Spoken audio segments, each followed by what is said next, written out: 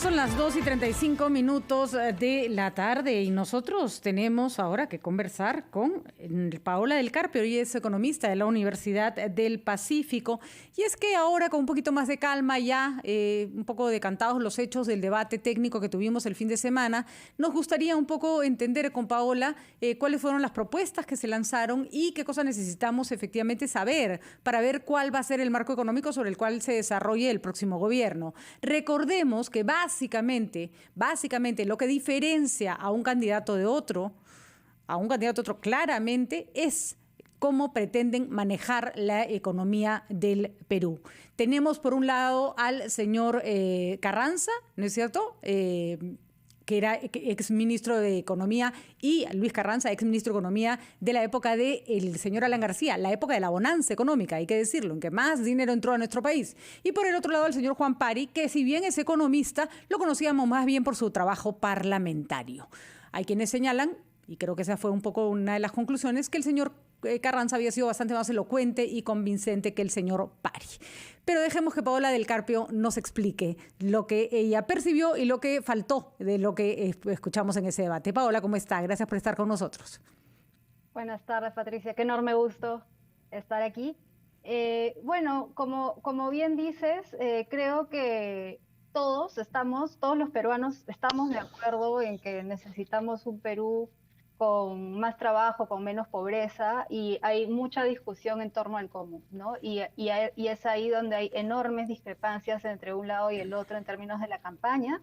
Y lo que mencionabas en cuanto al debate, efectivamente, sin ponernos a evaluar el contenido, si quieres, por un lado, por el lado del señor Carranza, vimos propuestas un poquito más concretas, aún sin tener demasiada claridad sobre cómo se iban a financiar. De acuerdo. Y por el otro, veíamos un poco más de ideas un poco generales, ¿no?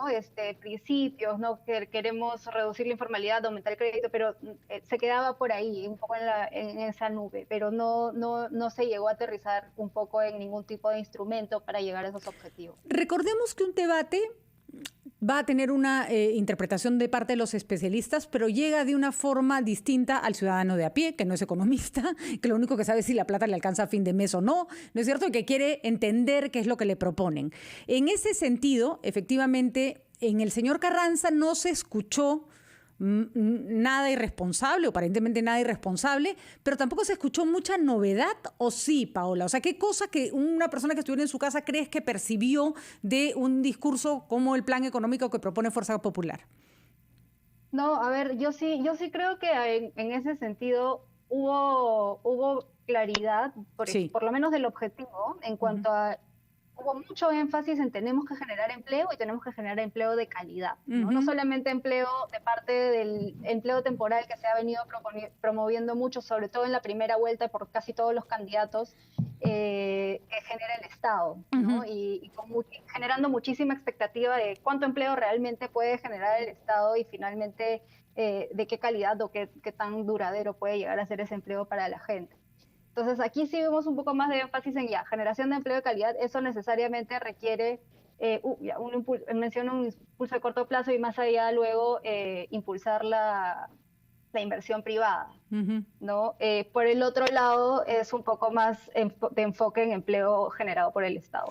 Ahora, analicemos ahora el problema del señor Pari, y es que, antes de hacerte una pregunta sobre el señor Carranza también, y es que el señor Pari tenía no difícil, porque fíjense que no, en este momento que la gente quiere escuchar cosas nuevas, el que tiene novedades puede resultar más atractivo. Entonces, el señor Pari tenía la tarea de explicar con claridad todo ese cambio que el señor Castillo promete, cómo se va a canalizar.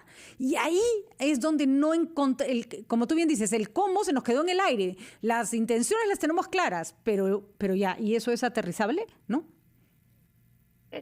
Sí, bueno, la verdad es que, como bien dices, ¿no? O sea, las ideas fueron bastante generales. Creo que hubo un enfoque un poco amplio en atacar un poco ya estos 30 años, ustedes ya tuvieron la oportunidad, ¿no? Fue un poco por ahí. No es un buen discurso. Deberíamos...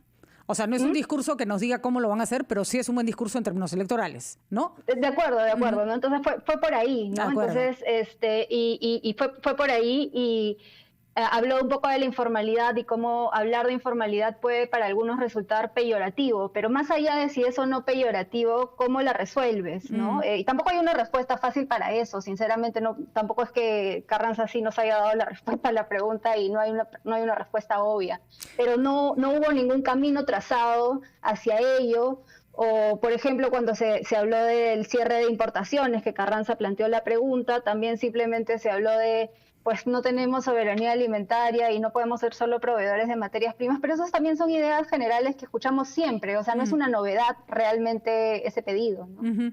Pero ahora, por ejemplo, hemos escuchado al candidato Castillo decir en el Callao que va a dar una moratoria de 3 años para los microempresarios que no tengan que pagar a SUNAT, como una suerte de incentivo para que se formalicen sin tener que pagar impuestos. Esa, por ejemplo, es una medida viable para porque además tenemos que juntar a lo dicho en el debate lo que se sigue diciendo en calles y plazas, ¿no es cierto? Para poder entender o tratar de construir un poco la política económica que pretenden aplicar.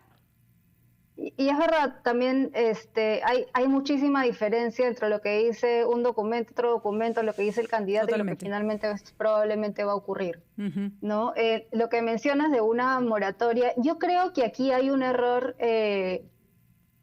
y va por ambos lados, o sea, eso no es exclusivo de Perú Libre. El tema de no pagar impuestos para que se quieran formalizar y luego sí los van a pagar, hay que pensar también un poco de por dónde está el problema de acceder a la formalidad, ¿no? La evidencia generada por Miguel Jaramillo de Grade prueba que el problema no es tanto en volverse formal, o sea, eso se puede abaratar muchísimo, pero el problema está en los costos concurrentes, quedarse en la formalidad, ¿no? Entonces, ¿cómo una moratoria necesariamente te quita esos costos concurrentes? No me queda claro, ¿no? Entonces, ¿te refieres con lo más probable... Por costos de mantenerse ahí, de quedarse en la formalidad, no solamente volverte formal y luego ya está, y luego ves qué pasa, ¿no? Entonces eso es importante porque ¿qué puede pasar? Ya haces esta moratoria, las personas se formalizan, pero luego no se mantienen en la formalidad.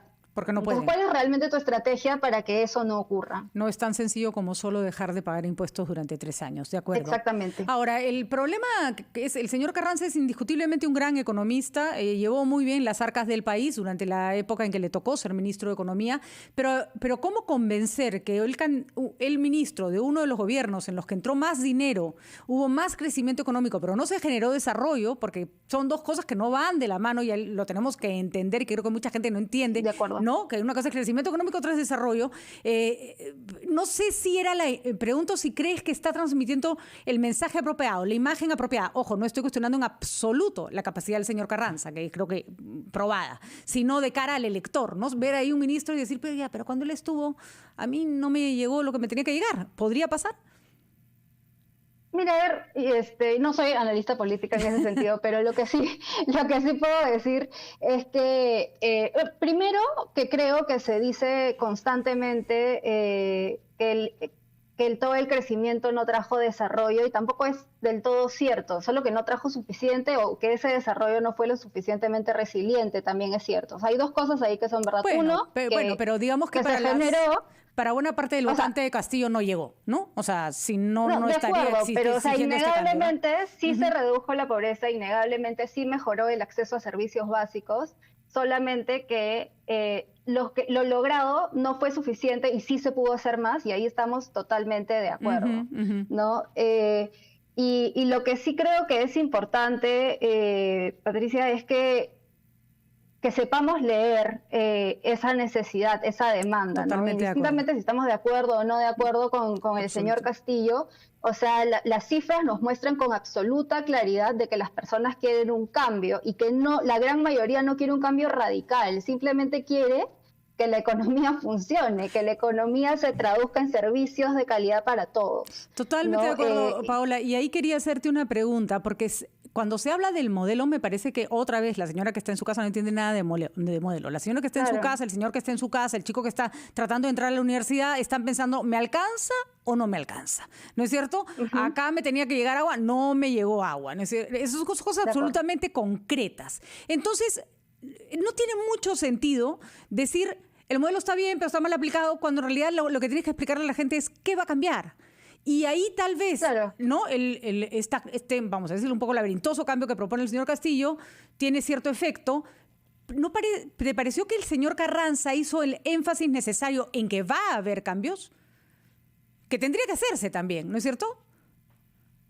Sí, a ver, lo que yo creo que falta pero es difícil porque es abstracto de explicar. O sea, como nuevamente no soy analista política, pero lo que sí creo que falta es entender cómo el no generar cambio, no tienes que hablar del modelo, ¿no? Pero hay muchos problemas que tienen ya que ver con gestión pública, más que con cómo funciona la economía propiamente, que generan que no puedas llegar al ciudadano con tu plena capacidad, ¿no? O sea, ver temas como nuestras instituciones, la descentralización.